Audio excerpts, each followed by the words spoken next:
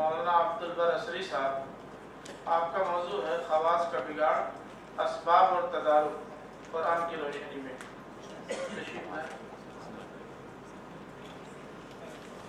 خواص کا بگاڑ، اسباب اور تدارک قرآن کی روشنی میں۔ سب سے پہلے تو یہ سمجھنے کی ضرورت ہے کہ خواص کہتے کن کو ہیں۔ خواص سے مراد وہ افراد ہیں جو کسی نہ کسی پہلو سے دوسروں پر اثر انداز ہوتے ہیں، خواہ وہ حکمراں طبقہ ہو جنہیں قرآن نے عموماً ملوک سے تعبیر کیا ہے، یا حکمراں طبقہ کا معاون ہو جنہیں عموماً قرآن نے ملا سے تعبیر کیا ہے، یا پھر مذہبی پیشوا ہوں جنہیں قرآن نے عموماً امام، ائمہ، احبار و رہبان اور علماء سے تعبیر کیا ہے، یا پھر ہم اپنی سادہ زبان میں مشائخ، وی آئی پیز، سفید پوش، ایلیٹ کلاس وغیرہ کے الفاظ سے تعبیر کرتے ہیں۔ یہ بھی واضح رہنا چاہیے کہ خواص کا مفہوم کبھی نسبتوں پر بھی منحصر ہوتا ہے۔ کوئی ہمارا رشتہ دار یا دوست ہے وہ ہمارے لیے خاص ہے، جبکہ عام لوگوں کے لیے وہ عام ہے۔ ایسے خواص بھی اثر انداز ہوتے ہیں، اس لیے بنیادی مفہوم کے لحاظ سے اس میں کوئی فرق نہیں پڑتا۔ خواص کے اثرات۔ خواص کا طبقہ چونکہ سماج کا کریم ہوتا ہے، اس کے پاس قوت و طاقت، علم و ہنر، مال و اسباب، ذہانت و فطانت، ہر چیز وافر مقدار میں ہوتی ہے، اس لیے یہی طبقہ سماج کا رخ متعین کرتا ہے اور جدھر چاہتا ہے سماج کو لے جاتا ہے۔ یہ طبقہ اگر خیر کی راہ پر چلے تو سماج امن و سکون اور خوشحالی کا گہوارہ بن جاتا ہے، اور یہ طبقہ اگر شر کے راستے پہ چل پڑے تو پھر سماج کو کوئی چیز ہلاکت سے نہیں بچا پاتی۔ عوام تو انہی کے طریقے پر چلتے ہیں، جیسا کہ مثل مشہور ہے، الناس علی دین ملوکہم، لوگ اپنے حکمرانوں کے طریقے پر ہوتے ہیں۔ چنانچہ تبریغ کا مشہور بیان ہے، ولید عمارتوں کا بانی تھا، اسی لیے اس کے زمانے میں یہی عام مذاق ہو گیا تھا اور لوگ آپس میں صرف عمارتوں کا تذکرہ کرتے تھے۔ سلیمان کو عورتوں اور نکاح کا شوق تھا، اس لیے اس کے زمانے میں لوگ لوڈیوں اور شادیوں کا چرچا کرتے تھے، لیکن جب عمر بن عبدالعزیز رحمۃ اللہ علیہ نے تخت خلافت میں قدم رکھا، لوگوں کو موضوع بدل کر مذہب و عبادت کی تفصیلات ہو گئی۔ یہ جو فرق نظر آتا ہے اس کی مثالیں بھی دی ہیں تبری نے، تفصیلات وہاں دیکھی جا سکتی ہیں۔ خواص کا بگاڑ باعث ہلاکت۔ مثل مشہور ہے، مچھلی ہمیشہ سر کی جانب سے سڑتی ہے۔ یہی معاملہ قومی و اجتماعی زندگی میں بگاڑ اور فساد کا ہے۔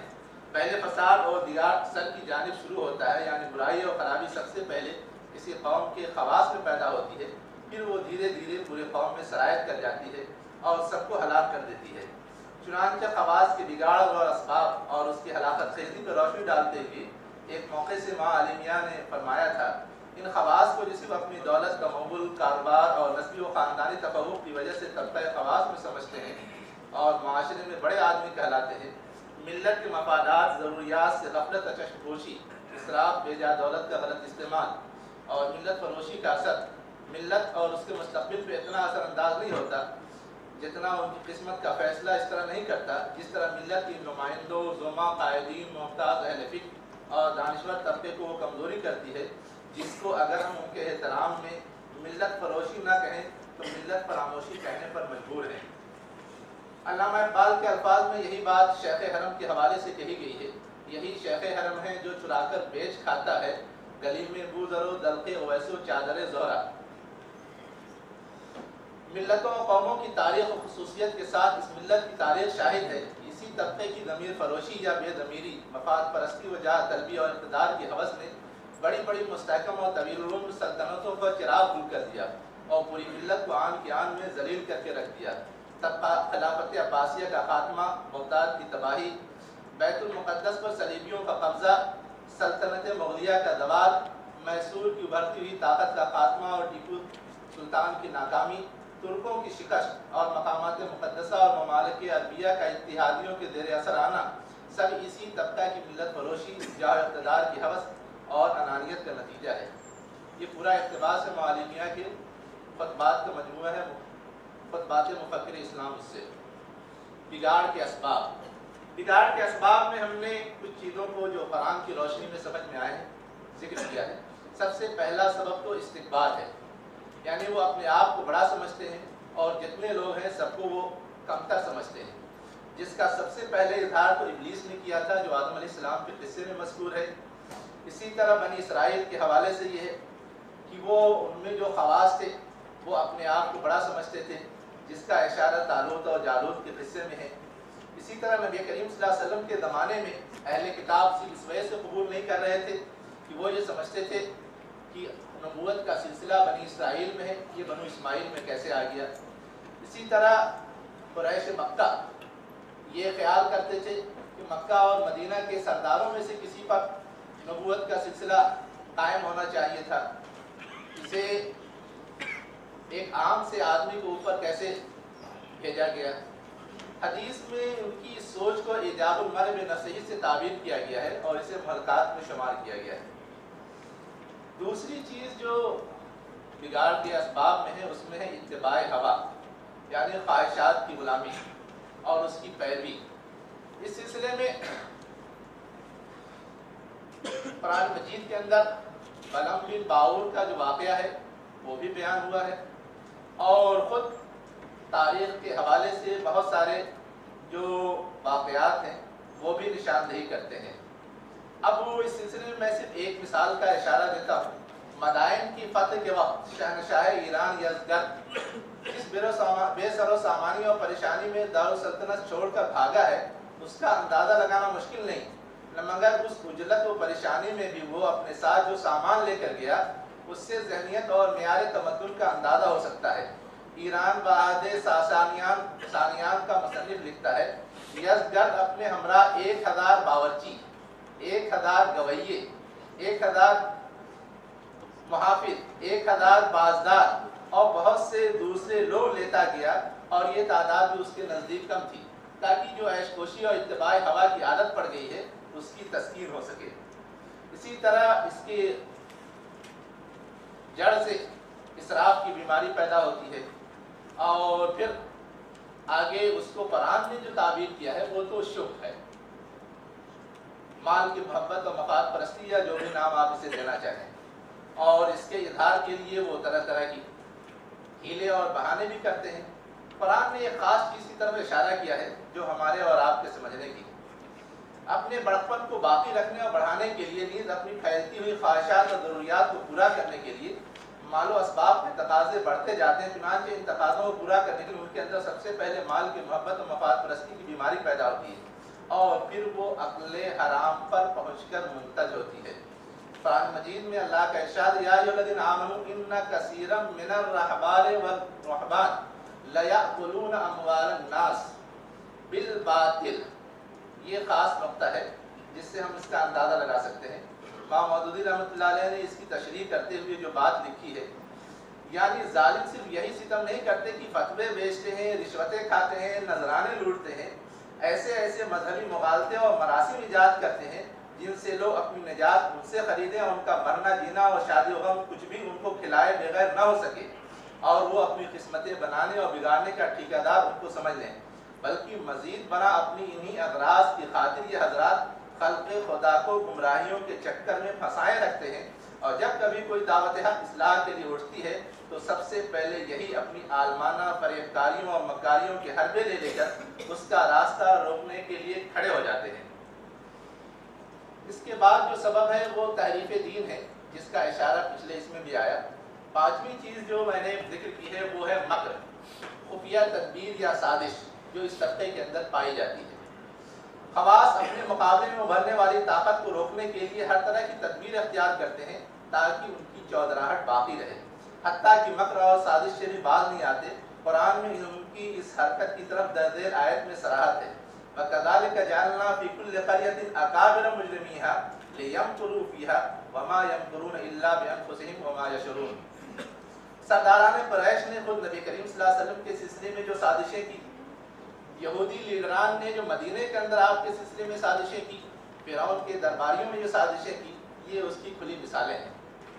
چھٹی چیز جو میں نے بیان کی ہے بگاڑ کے اسباب میں، وہ ہے امر بالمعروف و نہی عن المنکر سے اعراض، جس کے سلسلے میں قرآنی آیات تو ہیں ہی، وہ مشہور حدیث جس میں یہ ہے کہ بنی اسرائیل میں جب برائیاں پنپنے لگیں تو ان کے جو علماء تھے وہ ان کو روکتے نہیں تھے، دھیرے دھیرے وہ ان کے شریک طعام ہوئے، اور پھر گویا وہ ان کے ہم رکاب ہو گئے، یہ بہت مشہور مثال ہے جو واقعاتی ہے اور آسانی سے سمجھا جا سکتا ہے۔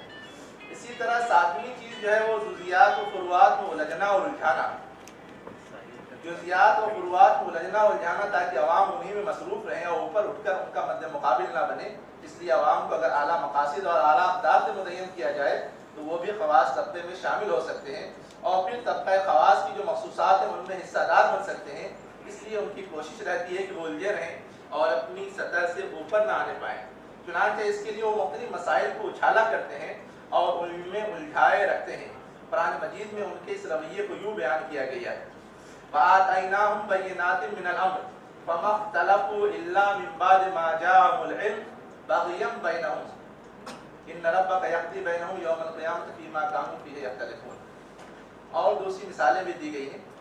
تاریخی واقعات میں مذکور ہے کہ جب محمد فاتح کی فوج قسطنطنیہ دنیا میں داخل ہو رہی تھی تو وہاں اہل علم میں یہ مسئلہ زیر بحث تھا کہ حضرت عیسیٰ علیہ السلام نے عشاء ربانی میں جو روٹی کھائی تھی وہ فطیری تھی یا خمیری تھی۔ اس پر بڑی متکلمانہ بحثیں اور بڑی بڑی نکتہ سنجیاں ہو رہی تھی۔ یہ ایک مثال ہے کہ کیسے وہ الجھتے ہیں اور دنیا کو الجھاتے ہیں۔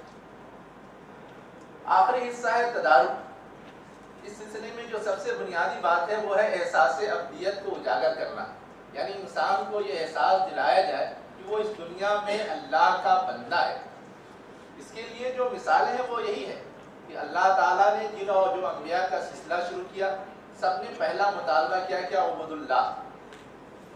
اسی طرح ان کی حیثیت کا جب تعارف کرایا گیا تو بھی عبداللہ کی حیثیت سے کرایا گیا، اور پھر آگے جو ایمان کی بات آتی ہے، اقرار کی بات آتی ہے، وہاں بھی یہی بات بتائی جاتی ہے۔ دوسری چیز جو بتائی گئی، کونوا عباد اللہ اخوانا، احادیث کے اندر بھی اشارات ہیں۔ دوسری چیز جو تدارک کے سلسلے میں ضروری ہے وہ ہے ایثار و قربانی اس طبقے کے اندر پیدا کیا جائے۔ ہر ایک بڑا بننے کی کوشش کرے تو لامحالہ آپ سے نفرت اور جنگ ہوگی، لیکن ہر ایک اپنے اوپر دوسرے کو ترجیح دے تو پھر یہ جنگ ختم ہو جائے گی۔ چنانچہ جب یہ شکل پیدا ہوئی، ایثار نہیں آگ بجھائی ہے۔ رسول اللہ صلی اللہ علیہ وسلم کے وفات کے بعد اوس و خزرج کے سرداران میں ٹھنی تھی، کون سرداری کرے؟ سعد بن عبادہ کو وہ رئیس مدینہ بنانے جا رہے تھے، لیکن ابو بکر رضی اللہ عنہ سمجھاتے ہوئے عمر رضی اللہ عنہ اور ابو عبیدہ رضی اللہ عنہ کا نام پیش کیا، اور عمر رضی اللہ عنہ نے بڑھ کر ابو بکر رضی اللہ عنہ پہ بیعت کر لی، تو سب متفق ہو گئے اور آگ بجھ گئی اپنے اوپر دوسرے۔ اسی طرح علی رضی اللہ عنہ کی شہادت کے بعد حسن رضی اللہ عنہ کا جو رویہ ہے وہ بھی اس کی واضح مثال ہے۔ ایثار و قربانی کے سلسلے میں ایسا نہیں کہ یہ بڑی بڑی مثالیں ہیں، کچھ اور عملی مثالیں بھی ہیں جو ہم کو اور آپ کو سمجھنے کی ضرورت ہے۔ اور اس میں غزوہ حنین کے موقع سے بظاہر جب پائی ہوئی تو آپ صلی اللہ علیہ وسلم نے جو طریقہ اپنایا، اسی طرح غزوہ بدر کے موقع سے جب دعوت مبارزت ملی تو صرف اپنے رشتہ داروں کو آگے کیا۔ جاہلی خون اور سود معاف کرنے کے سلسلے میں بھی پہلے اپنے رشتہ داروں کے خون کی معافی کا اعلان کیا یا سود کی معافی کا اعلان کیا۔ یہ سب بہت ساری مثالیں ہیں۔ ابو بکر رضی اللہ عنہ نے جس طرح خلیفے کی حیثیت سے صرف کباب قبول کیا اور وہ بھی لوٹا دیا، یہ ساری چیزیں ایک اسوہ ہے۔ تیسری چیز احتساب کا نظام جو امر بالمعروف اور نہی عن المنکر کے ذریعے قائم ہوتا ہے، اور چوتھی چیز سادگی ہے۔ اس کے بعد جو چیز میں نے اخیر میں ذکر کی ہے وہ یہ ہے کہ یہ خواص کا طبقہ اگر بگڑا رہا تو ہم نچلی سطح پہ لاکھ کوشش کرتے رہیں، ہمیں کوئی کامیابی نہیں مل سکتی۔ یہی وجہ ہے کہ انبیاء کرام جب اس دعوت کے لیے اور اس کام کے لیے معمول کیے جاتے تھے تو وہ پہلا خطاب اپنے وقت کے حکمراں اور ملا سے کرتے تھے۔ آج بھی جو دعوت دین کا کام انجام دینے والی جماعتیں اور تحریکیں ہیں یا اس میدان میں کسی انقلاب اور تبدیلی کی کوشش کرنا چاہتے ہیں، ان کے لیے بھی اصلاح کی کوشش کے لیے سب سے پہلا طریقہ کار یہ ہونا چاہیے کہ وہ اس گروہ کو مخاطب کریں اور ان کی برائیوں کو دور کرنے کی کوشش کریں۔ نتیجے میں کچھ ان میں سے بھی نیک نفوس سامنے آئیں گے اور عوام کی بھی اصلاح ہوگی۔ وآخر دعوانا الحمدللہ رب العالمین۔ صاحب، خواص کے بگاڑ میں گفتگو ہو رہی تھی اور یہ خواص کا مجمع ہے اور دعوت مبارزت ہے۔ بسم اللہ کیجیے۔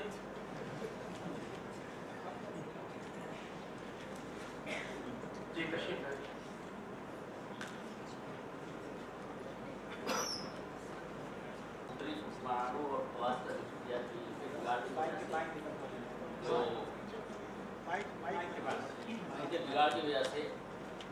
بہت سارے مسائل پیدا ہوئے. میں یہاں ہندوستان کے تعلق سے ایک چیز جاننا چاہتا ہوں.